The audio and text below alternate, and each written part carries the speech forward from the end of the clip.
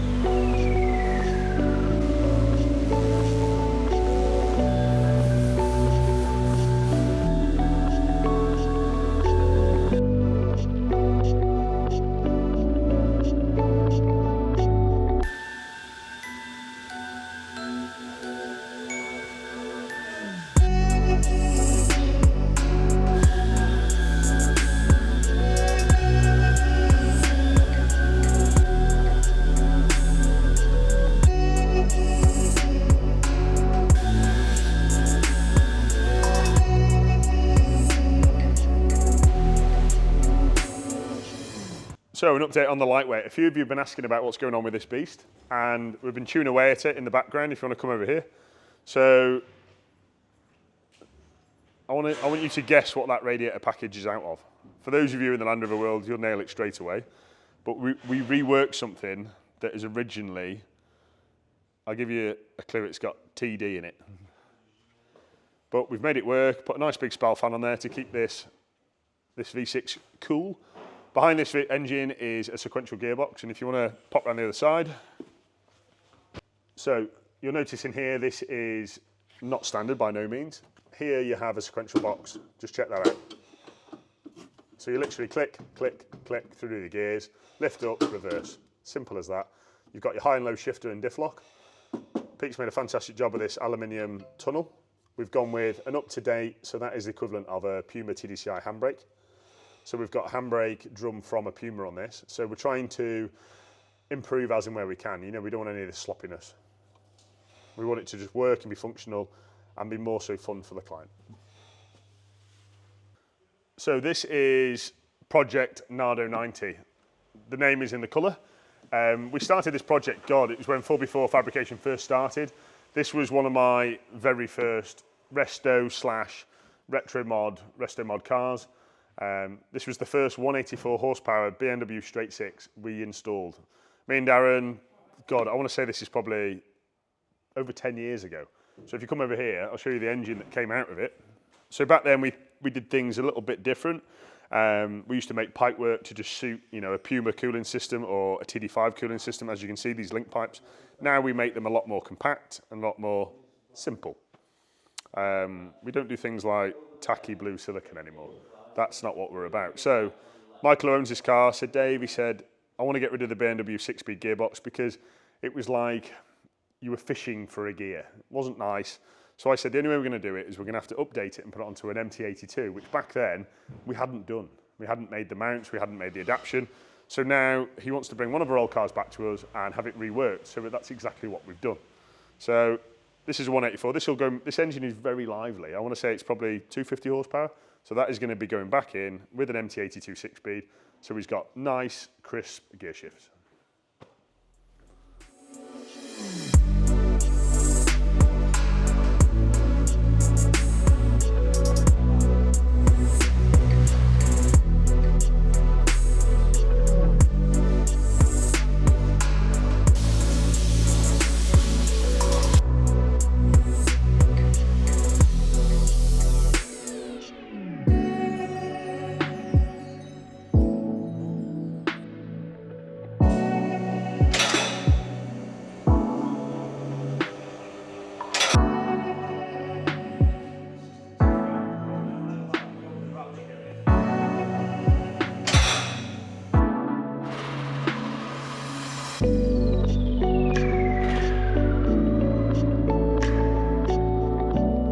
So this 1970s Ford Bronco has just had a brand new diff installed. So we found cracks in the rear axle housing. So we had to take the axle off. Bruno blasted it.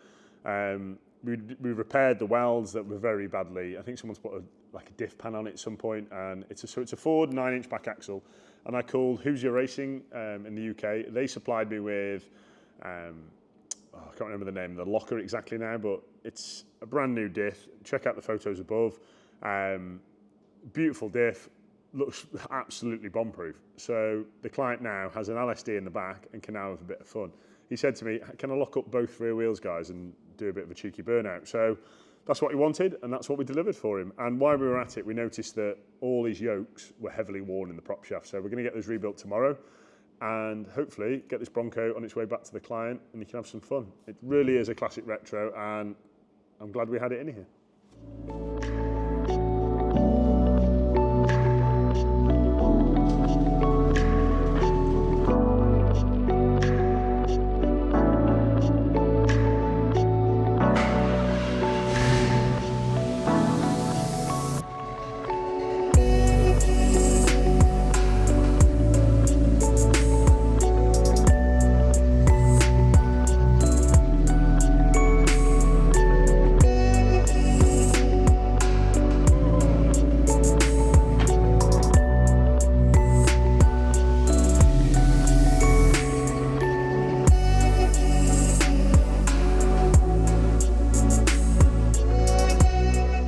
So this is the B58. Many of you have been in the background asking questions, when it's going to be ready, when it's going to be done, and I want to explain what's kind of dragged the feet with this swap. So when we very first started, we dropped this into a Puma 90 chassis, we cut the Puma mounts off, we scanned it, digitally scanned it with scanning software to work out distances and making things. I then contacted my friend Dave at Balson Engineering and I said, Dave, I need you to make me some cool engine mounts. So Dave jumped on the scanner, sent his friend Dan down here, Dan scanned it. Dave then drew these mounts and just check these out. We were going to make these out of billet, but when we found out how much it would have cost, I don't think my clients are going to pay for these mounts that you don't actually see. So he reworked them in mild steel. This is the end result. So a lovely webbed, interlocking with biscuit joints, engine mount. So this engine mount, guys, if you come down here, is going to live there, like so. And then this engine mount will then sit on the same engine mounts that we use on the BMW 330D M57. And the reason why they're going to drop on there is because it's something that we've used probably over 50 times now, and the mounts have proven themselves to cope with over 900 newton meters of torque. So they're going to handle the torque of this. But this is a very different beast. This is going to be a very revving engine. So this is petrol, and it's also going to be ULEZ compliant. And I want to repeat that, ULEZ compliant. So we're going to fit a catalyst, and I'll go and get that, and I'll show you what we've made. 1 second. So this is a sports cat. This is spec'd to basically what we're going to be fitting in this car. This will allow a little bit more performance, but it also meets all the UK specifications, UK laws, emissions, etc., to run this engine in a Land Rover Defender and meet UK laws. So this can get you into London, and basically we can help you re-register your car to ULEZ compliance. How about that? So let me come over here. So there's been lots of headaches about what clutch works, what doesn't work, and we want something that is going to take the power, because I know what's going to happen. I'll have some customer, as it always happens, they're going to come along and go, Dave, I want a 600 horsepower B58. It's possible. There's a guy up the road here called Tom Wrigley, and he is kicking the hell out of these engines. I think he's pushing them to like 800-900 horsepower, if not more. So I'll be getting him on board when we come to tuning. And if you look down here, so I got together with a good engineer friend of mine, and we came up with this billet adapter. This gearbox is the MT82.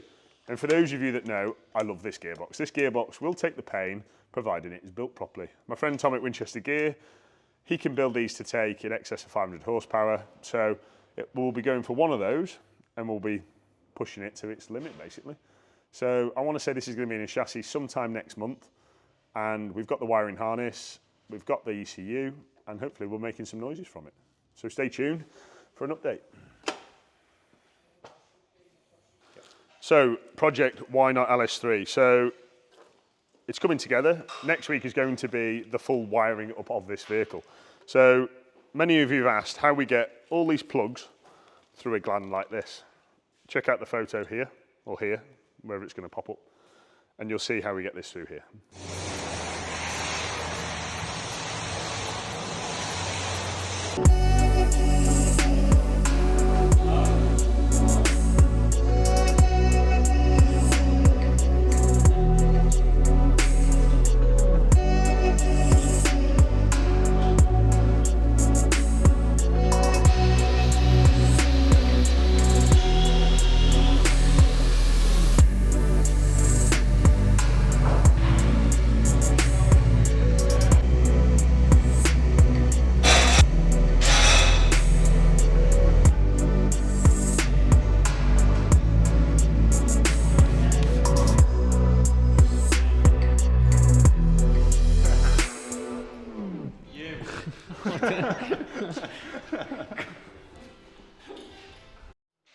So, a little update on Project Kagney. Project Kagney has challenged us the last couple of weeks with getting the gearbox to talk to the ECU, etc.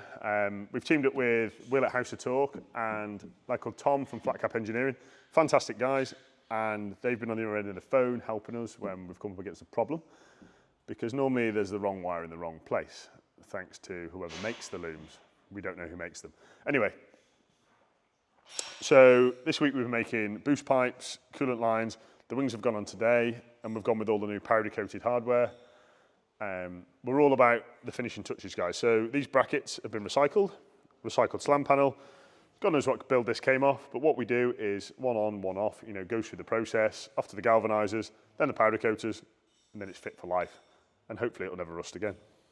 So where we can't use stainless, we use galvanized or we use a very good powder coater. So the wings are on now, inner wings are in. I'm really happy with how it's turning out. So stay tuned next week and we'll get the rest of it together.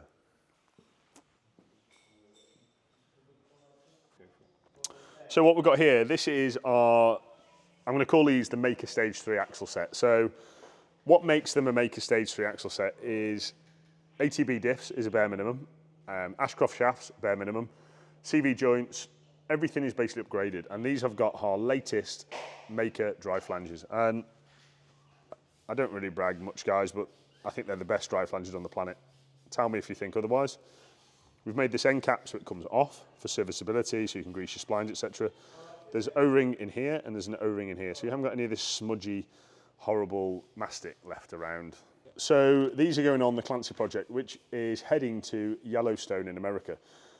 This car is going to be a turnkey car that will be a 330D, and it'll also be a rolling chassis, so it can be created for the end client and shipped to the States. You'll notice all this lovely billet caliper work and bracket work. Really happy with the latest brackets that have turned out, and I want to say we've nailed it now when it comes to bracketry for brakes. This is a great combination, and this will be going underneath a 400 horsepower BMW M57. Yeah. So what you see here, these are the stage 2 brakes. These are 16-inch discs and calipers to fit underneath like a Wolf steel wheel, or like a Blindo or an Evo Corsa 17-inch. It took a lot to get this kit compact, and if you just check out the detail work on that brake bell, we've gone to town to make them extra pretty with a little bit of brand in there. There's the odd M if you can find it. So these axles are going on a car with stock 16-inch boost wheels. The client wants it to look totally factory, but he wants to have a brake upgrade and an axle upgrade. These have got Ashcroft shafts. These are the lesser spec shafts. So these are, I think, the 4330, the lower spec grade. I think they're about £200 cheaper than the 300M spec of shaft.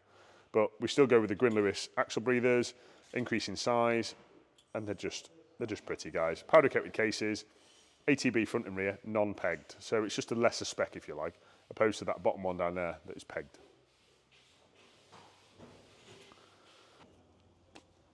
Right, so this vehicle came in last week and it was in a very sorry state. So it had a lot of corrosion on it. I want to say ex-farm truck. I can show you some before afters now because it wasn't pleasant. If you just look inside the arch, you'll notice the before and after difference, if you like. So now we've gone with, this has got the Fox Performance Series shocks, and you'll notice up in there, there's no more crust, rust and grim anymore. While it was here, I spoke to the client and said, look, you should upgrade your rear arms. I do not trust standard Defender rear arms at the best. They're just very poor quality in my opinion.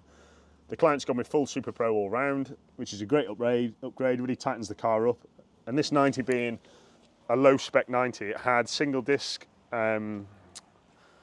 we call them a single disc, so they're like a non-vented disc on the front, which they're not very good. So what we've done is, his pistons were seized because when the pistons would come out so far, the pistons then exposed to the elements and all the chroming had basically come away and the pistons can't return into the caliper, so it causes them to seize. So things like that, when you send your car to me for blasting, I don't just blast it and do the bare minimum. I look for things that are dangerous, look for things that we can improve on. And if you look in here as well, you'll notice things like the gal top turrets. We put a set of new turret rings on here because those had faulted. And there's little touches like here. This is just a complimentary service on us. We put galvanized towing eyes because there's nothing worse than seeing a rusty eye underneath a nice, freshly painted chassis. Things like new bolts all round where we can. Just make it an overall nice job, really. So if you'd like to book your car in for chassis treatment, we charge £3,000 to keep the axles on. If you want me to take the axles off, blast them, paint them off the car and do a proper job, you know, rebush the car, do everything like that, the price is £3,500 plus VAT. That is axles off, arms off, all the bushes blasted and reworked, but the cost of parts is on top, guys. So you've got like a Super Pro set of bushes, you're looking at about £350, maybe a bit more if you want to do all the anti-roll bars, etc. And it all depends if you need new shocks, new brake lines, you know, all those bits are extras. So I hope that helps. Anyway, thanks again for watching. Please like and subscribe, guys, and help us grow this channel. I'm trying my best to do the best I possibly can here, as I'm sure you've picked up on. So please support me and support my team. Thank you very much.